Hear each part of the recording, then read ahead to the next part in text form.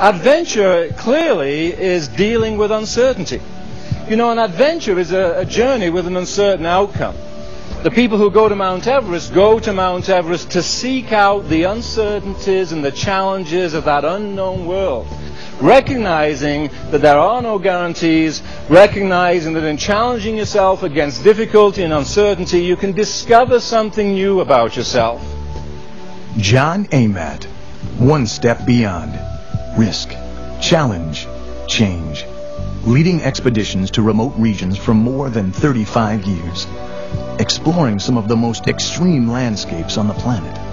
John AMATT, part of the first team to climb Europe's steepest mountain face, the 5,000-foot Troll Wall. Leader of the first Canadian expedition to reach the summit of Mount Everest. Going one step beyond. Taking the risks that lead to change.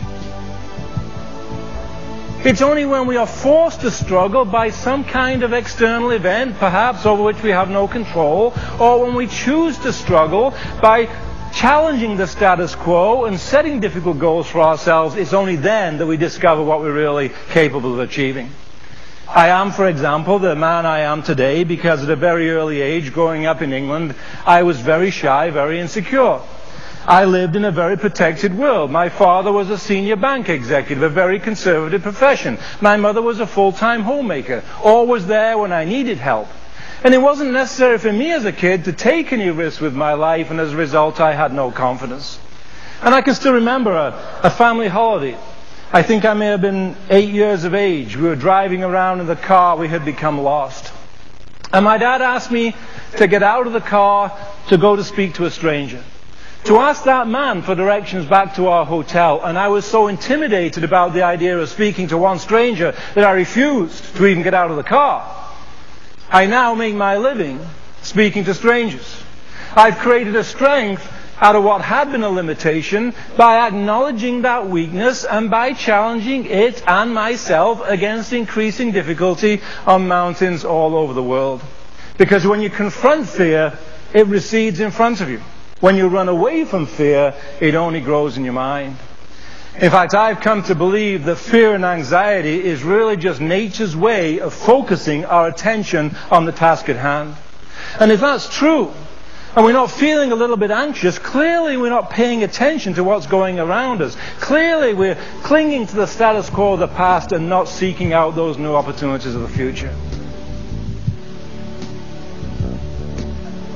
Laurie took pictures of everything around in the panorama, the landmarks, the mountains, his Sherpa companions.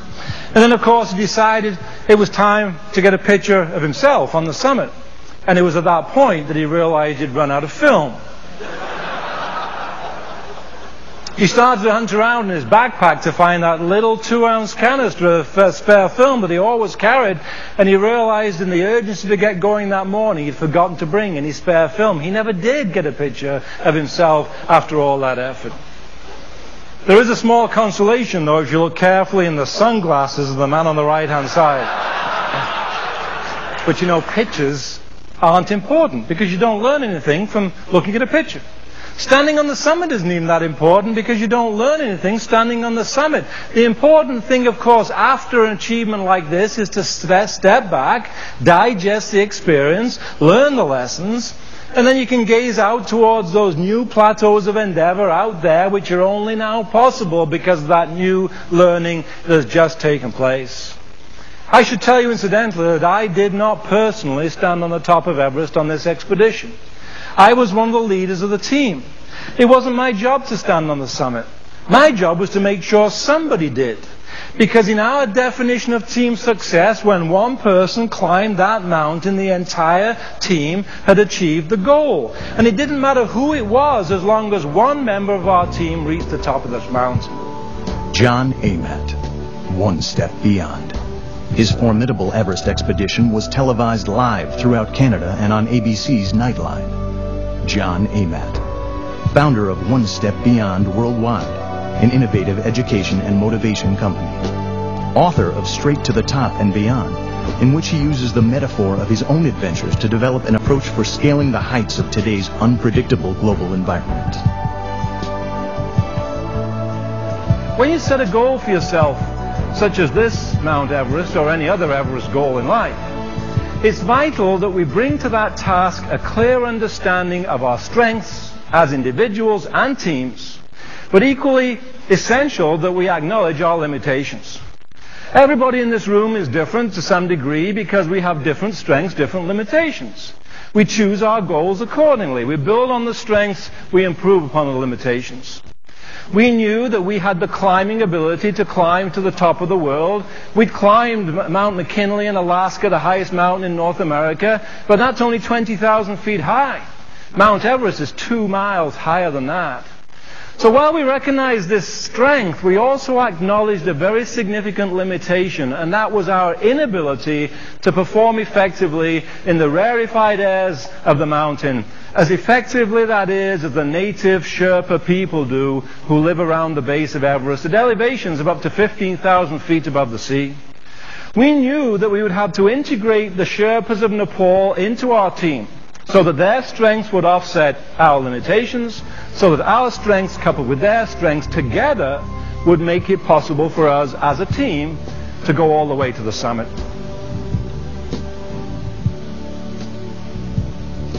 Aldous Huxley, the writer, also said experience is not what happens to you. He said experience is what you do with what happens to you.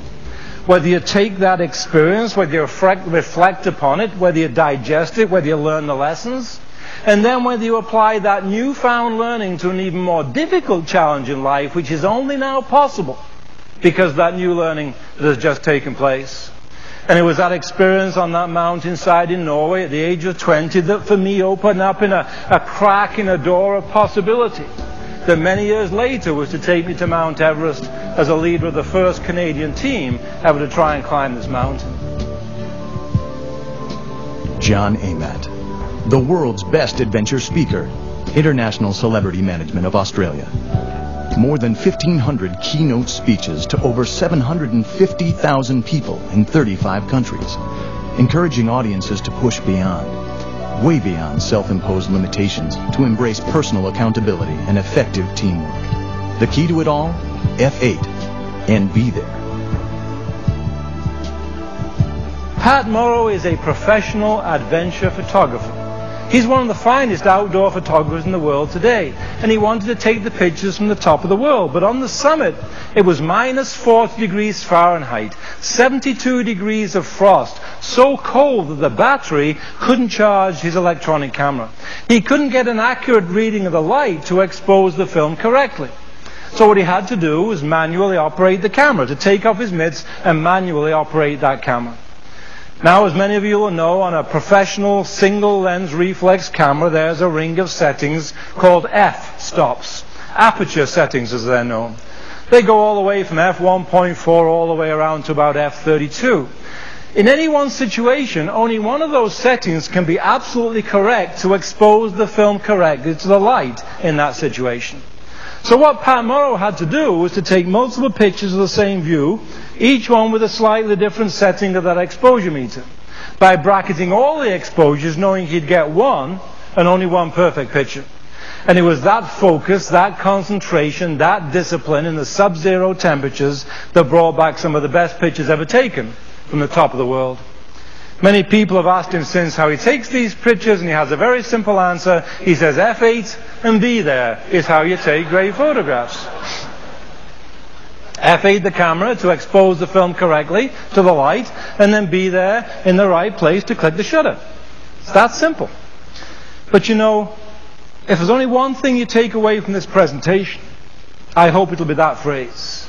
Because to me, metaphorically speaking, F8 and be there is going to be the key to success in the changing times to come. Because just as Pat Morrow has to F8 his camera to expose the film correctly to the light, so do we have to F8 our minds. We've got to expose our minds correctly to the world in which we live, but then we've got to be there in that world of today. Because the way we did things in the past aren't working necessarily anymore, because the world has changed and we must change with it.